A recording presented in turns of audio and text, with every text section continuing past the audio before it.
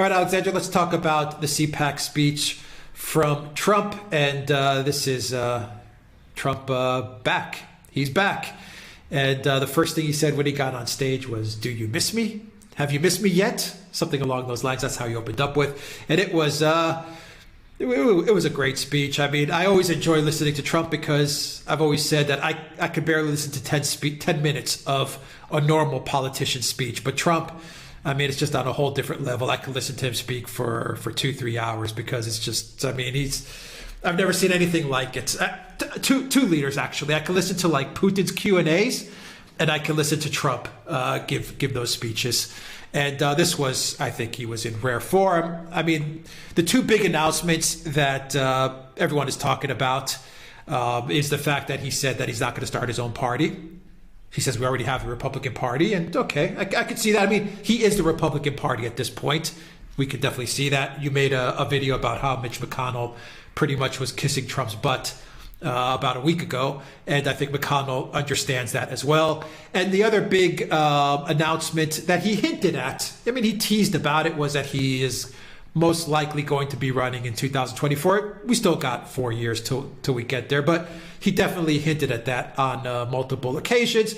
He talked a lot about the pandemic, about the Biden White House. He talked about big tech censorship.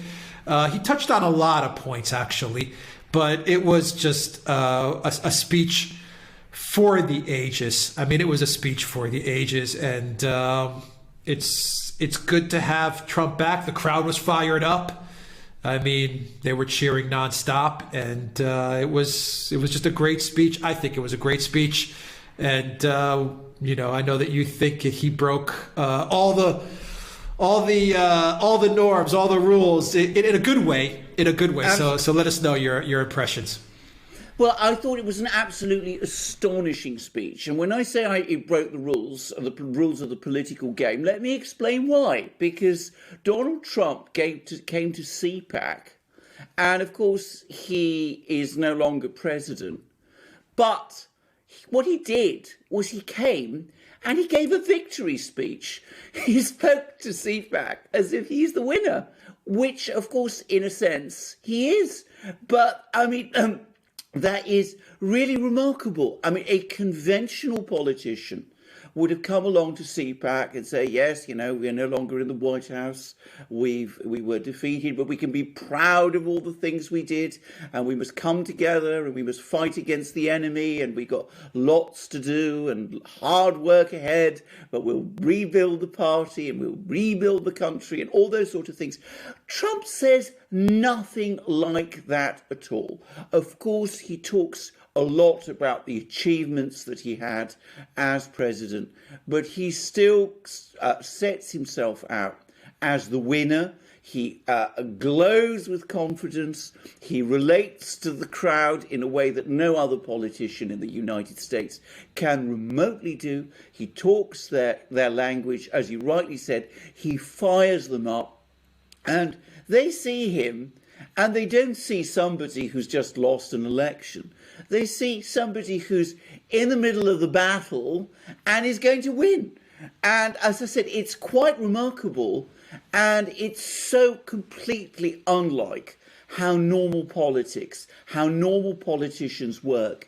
I am not surprised that, you know, the establishment politicians in both major parties, both, you know, the Mitch McConnell wing of the Republican Party and, of course, the Democrats, watching and seeing all of this, are utterly befuddled and, no doubt, furious, because they throw everything they can at this man and he won't stay down. I mean, you know, it's as if he just takes whatever they throw at him and he comes out ever stronger.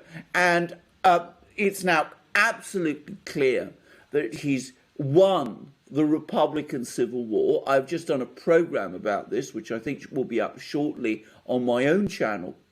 But remember, a few weeks ago, we were getting all these articles appearing in places like the New York Times about how, you know, Mitch McConnell was looking forward to the impeachment because he was going to use it to purge the Republican Party of Donald Trump.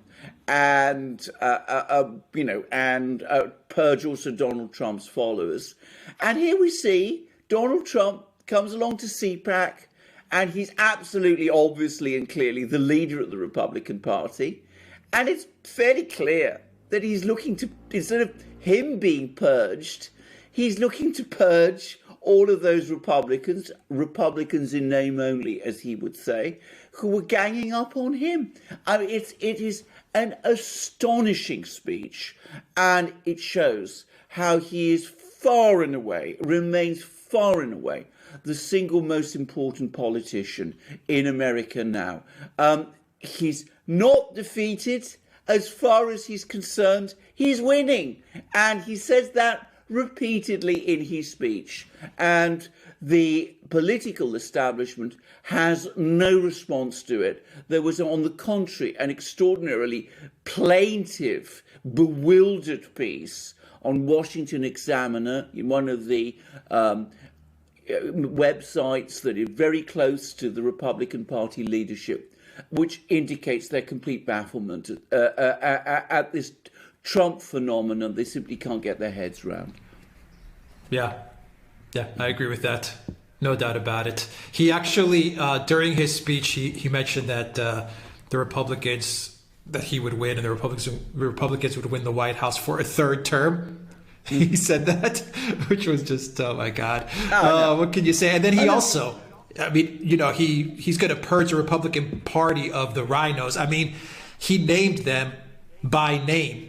He said Mitt Romney, Little Ben Sass, Richard Burr, Bill Cassidy, Susan Collins, Lisa Murkowski, Pat Tomney. And then he concluded that segment by calling out warmonger Liz Cheney. Warmonger Liz Cheney. He also mentioned that Mitch McConnell would not have won without him. He was down by 1 point, and then Trump campaigned, and he won by 20 points. And then Trump said, I don't know if I did the right thing. Maybe I didn't, but I did it. I mean, it was just, it was unbelievable. It was absolutely unbelievable. It was extraordinary. Can I also say there's been a very interesting article by Patrick Buchanan, who is, of course, one of the great figures within conservative politics, maybe more as a thinker, though he has been active in politics on his own right. And he actually points out that there is now a very clearly defined policy. There is a set of policies and political ideas which are coherent and consistent with each other, and do make and are definable as a Trump movement. I mean, he's against forever wars. He seeks America first. He's for immigration controls. Trump said a lot about immigration in this speech. He's talked about rebuilding America's industries, manufacturing, all of those things. It's a clear set of political positions and policies going forward which are distinctive and attractive to tens of millions of people. And Donald Trump embodies them. And as I said, he comes along to CPAC, and he just blows the people we call the rhinos, the Collinses and the Sasses and the Romneys and all of those. He blows them away, and even people like Romney are now grudgingly admitting that if Trump wants the nomination for 2024, he's got it. I mean, it's quite astonishing. And the humour and the sense of fun he brings to his speeches is, again, unique in American politics. I mean, contrast this with the sort of leaden language you get from people like Obama and Clinton, and of course Biden is even on a lower level again, if you like. But I mean, he's fading, he's eroding. Exactly. You don't have to parse Trump's words. You don't have to actually go through them and sort of subject them to the kind of forensic analysis that you have to do with other politicians, because they're completely clear. They're very straightforward. They speak directly to people in ways that no one else's words do. And as I said, he doesn't come across as somebody who's lost. He comes across as someone who feels he's winning. And that is hugely infectious. It projects optimism and dynamism in a way that no one else in American politics today is able to do. It's quite remarkable. I have to say, if there was ever any speech that Donald Trump has made over the course of his political career, which is, remember, very short, I think this one is, for me, the most extraordinary, the most unusual, and in many ways, ultimately, the most impressive. It's the speech of someone who not only, is in a battle, but who loves a battle. Franklin Roosevelt, FDR, they once said of him that he's a happy warrior. He was the happy warrior. That was what they called Donald Trump, Franklin Roosevelt, that he loved a fight. And this is true, again, of Donald Trump. He's a happy warrior. He loves the political fight. I don't mean, by the way, before anybody starts saying, that he's inciting anybody to anything. It's just that he loves the political struggle, that he loves winning. He feels that he's winning and he's enjoying himself. And there is nothing more infectious in politics, nothing that attracts people more and draws people than somebody who projects optimism and a sense of fun and at the same time has a clear sense of direction and knows where he's going. Yeah, you start to understand why they went through this sham impeachment theater thing. You start to understand why they put up wire fencing, why they had 30,000 National Guard troops. After this speech, you start to understand why Congress, why the swamp, the elites, all these people did what they did. When you listen to the speech, you understand why. They are truly afraid of this man and his movement. The main takeaway was America first, from America first to America last.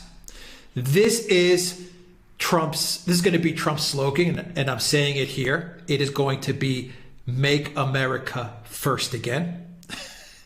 MAFA, Make America First Again. That's going to be what Trump runs with. If the Trump team uses that, then please contact the Duran, and we expect some sort of shout out, or maybe royalties from the merchandise. I don't know. Anyway, Make America First Again. He is floating that out there. That is what they are going to run with. From the Daily Caller, Alexander, this is their tweet. Trump, quote, Trumpism means strong borders, no riots in the streets. In the streets, it means law enforcement. It means very strong protection for the Second Amendment. It means support for the forgotten man and woman who have been taken advantage of for so many years. End quote. That is what Trump said during his speech. Trumpism is now the Republican Party. It doesn't have anything to do with neocons. It doesn't have anything to do with going to wars in Iraq and Syria. He actually took the Biden White House to task for that as well. So Trumpism is the Republican Party, and I think that speech pretty much asserted Trump's control of the Republican Party. This was the defining speech for the next 4 years. It was. Absolutely. I mean, it is the speech which I predict in 4 years' time we're going to be looking back at and saying this was the speech that made the weather, that has dominated politics since then. Because, as I say, it's so remarkable, so extraordinary. You can see all the people, the number crunching people in the DNC and, the Mitch McConnell people huddled together trying to make sense of this, saying to themselves, how does he do this? How is he able to come along and do this thing? Because they don't understand this kind of politics that Donald Trump has, because they've long since ceased to operate politics in that way. They don't understand any longer a political leader who's able to talk to people, because they don't talk to people, not in any meaningful or real sense. I mean, it's always, when you see other leaders speak, it's in very controlled environments. Of course, again, with Biden, he takes it to a further level. But you know, even a political leader like, say, Hillary Clinton or Kamala Harris or whomever, they don't come out and speak in this kind of way. And the other thing that's interesting about Trump is notice that it's a remarkable fact about him. He doesn't come across as angry. He comes across as happy. He's enjoying himself. The others are always angry, always outraged, always furious. He doesn't come across like that. But you're quite right. He has a clear set of policies, a clear set of political direction, and America, from American first to America last, is going to be absolutely devastating. And the Democrats have opened themselves up to that, because I mean, there's already apparently a disintegration of border controls on the southern border, which I predict is going to become a real crisis over the next few months. And it's very difficult to imagine the Democrat administration, the Biden administration, doing much about that, because if they do, well, that could lead the Democrat Party, into a major split.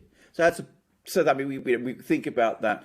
I've done a program about the Biden administration's economic policies.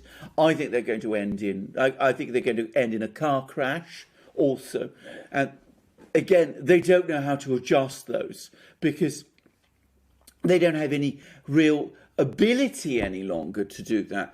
And also their economic ideas, their social ideas, their border control ideas are not really responding to the real problems of America and the real concerns of many American people, most American people. So you're quite right. He is for the common man.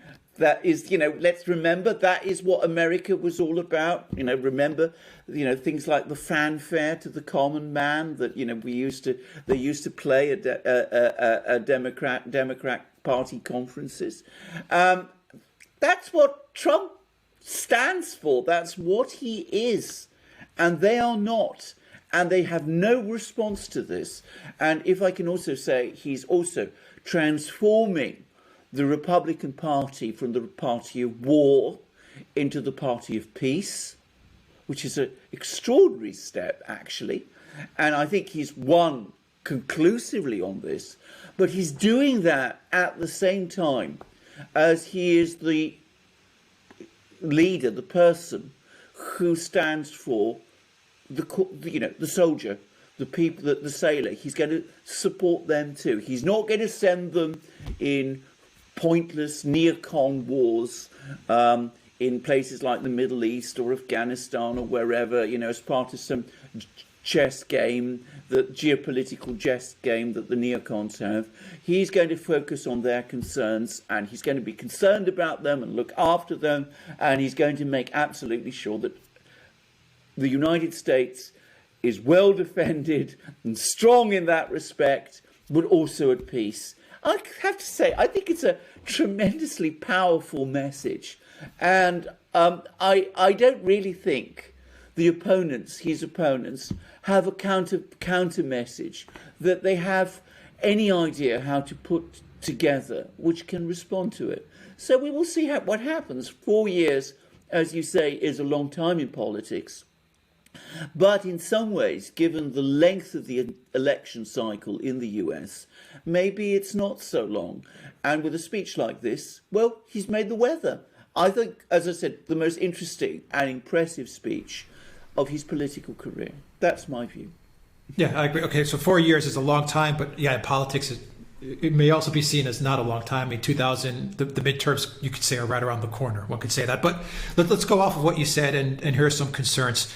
Some positive and some concerns that I have. The Republicans, they did some polling in CPAC, and they found that 95% of the people there do want the Trump agenda to be reflective of the Republican Party. In other words, they want Trumpism. With or without Trump, they want that agenda to reflect the Republican Party. So they're firmly with Trumpism. They ran a straw poll, and 55% of the respondents said that they would vote Trump in the primaries, a huge win for Trump. Number 2 was DeSantis in Florida with 24%. And in number 3, I believe, was Kristi Noem of South Dakota. So the Republicans definitely have a lot of strong people to put in the primaries and to run in the primaries, either president or to be vice president as well. They have strong people. The Democrats, they have no one of the caliber of DeSantis or Kristi Noem, and they definitely have no one on the same level as Trump.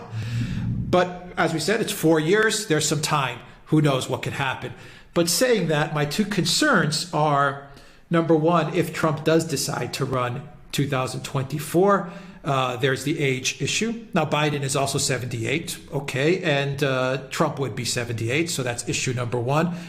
Does Trump want to be president 78? He's hinting that he does. We don't know. We'll see. Time will tell us. That's one concern. And the second concern is I'm going to try to make this YouTube friendly as best I can, is the various amendments to the voting systems, the voting process, and that the Democrats will do more now to make sure that they, cross their T's and dot their I's and make sure that the voting process is even more favorable to their liking. And they're going to make sure that the swamp is even stronger so as to prevent a Trump resurgence or anyone in the Trump ideology surging for the Republican Party. In other words, the swamp is going to take notice of this speech, and they're going to start to really make sure that another Trump thing doesn't happen in 2006 like it happened in 2016. So those are my 2 concerns.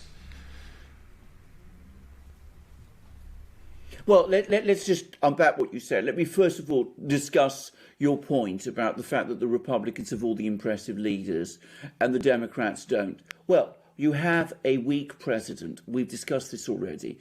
We have a unpopular vice president. We've discussed this many times. We have a weak Secretary of State. We've discussed that too. We don't have at all an impressive leadership, Democratic Party leadership in Congress. I mean, Nancy Pelosi has shown herself, I think, out of touch and obsessive. She pursued this bizarre impeachment, and I don't think anybody imagines that Schumer is going to, become a presidential candidate or anything like that.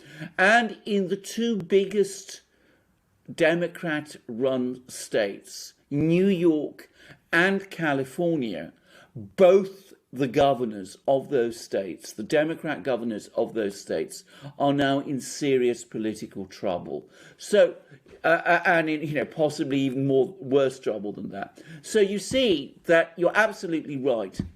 The Democrats actually, when you unpack it, they don't look in very good shape politically.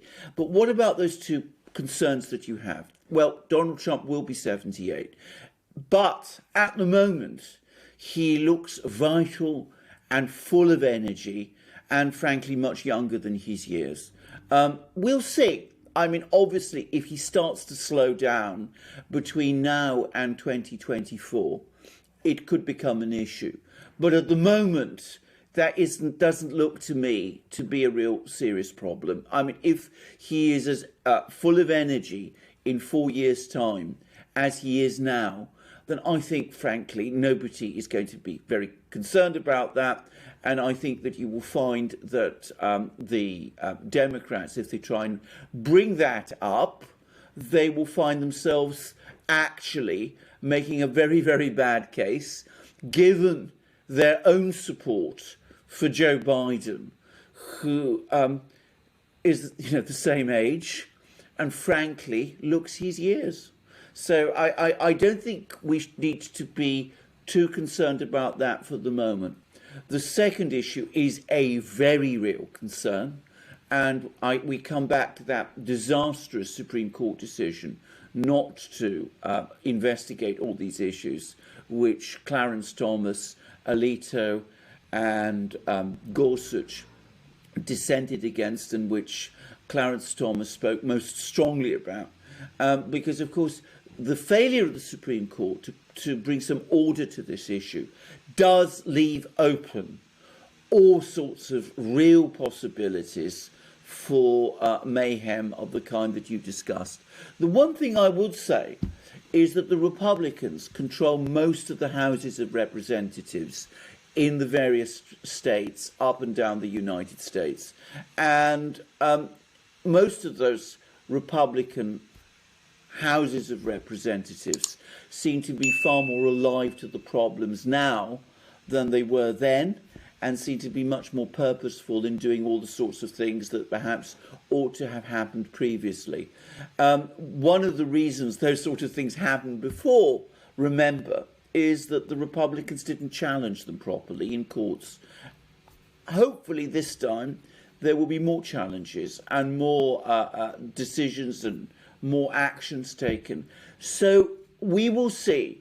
But if I have to say which of the two concerns I think are the more valid ones, it's the second one that you identified, that I think it poses the greater concerns for the Republicans going forward than the first. I think Donald Trump, as I said, if he remains on top of his game, as he is now, is not going to have any problems with the age issue going forward. Yeah, and just to wrap it up, I think if Trump is serious about a 2024 run, then he has to address the Rhino Mitch McConnell problem. That has to get addressed, because if he doesn't address the Mitch McConnell Rhino problem, then you're not going to be able to address what you just said about having, local state houses, state legislators on board with making sure that the election is run properly, and all these things. You need to have that leadership that's committed to fairness in place. If you don't have that, then it's going to be another big mess like what we saw in 2020. I agree. I completely agree. I entirely agree with that. But as I said, I think that the Republicans are more alive to this issue now, and I think that with Trump basically much more in control of the movement and the party than he was previously. It's one of the consequences of the impeachment, by the way. It's actually consolidated his control of the Republican Party, achieving the exact opposite of what the Mitch McConnell wing were expecting and intending. So I assume that this time they will be better organised and more ready to respond to these kinds of challenges. In relation to, as I said, the purge of the rhinos, all I will say is this, sometimes just knocking out one or two might frighten off the rest, at least to some extent. So if he's able to see, for example, I'm just suggesting, if Liz Cheney runs into problems in the primaries in Wyoming, then, it may actually act as a major deterrent for some of the others. But to be honest, they are beginning to look very isolated and even marginal within the Republican Party now. All right, we'll leave it there. Alexander Mercurs, thank you very much. Guys, go to the Duran shop, pick up some awesome merch. You will find a link to the Duran shop down below. Maybe a cool t-shirt, a mug, a sweatshirt, another mug right there. You'll find all kinds of country flags. The link is in the description box down below. Look for Alexander's channel. That link is a hat. That's right. Look for Alexander's channel down below. Look for my channel down below. Rumble, Odyssey, and BitChute. All those links are there. All the links are down below. And also look for the Greek Travel Gurus link. They are having a special promotion for Duran viewers, for the Duran community. 10% off a booking and 20% off a private tour to Greece.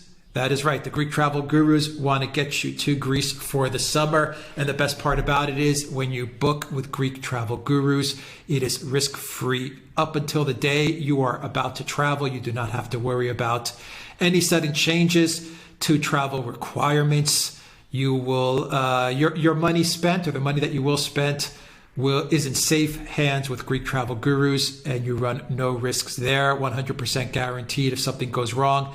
you get your money back. You just use the code Duran Greece Trip. You'll find that down below, and you'll get your discounts and come in contact with Greek travel gurus. If you're planning to do some traveling this summer, then come to Greece and use those codes. And indeed, absolutely. And this is a bespoke service.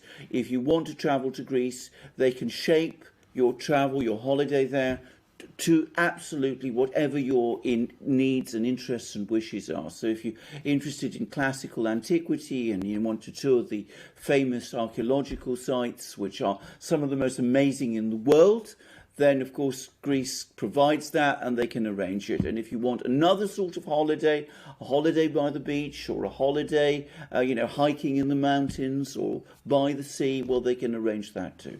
So they are absolutely the people you should go to visit Greece, one of the most beautiful countries in Europe, in my opinion, the most beautiful country in Europe, but that's my view. And also one of the most ancient and historic and historically important and culturally important in the world. All right. Alexander Rickers, thank you very much. Take care, everybody.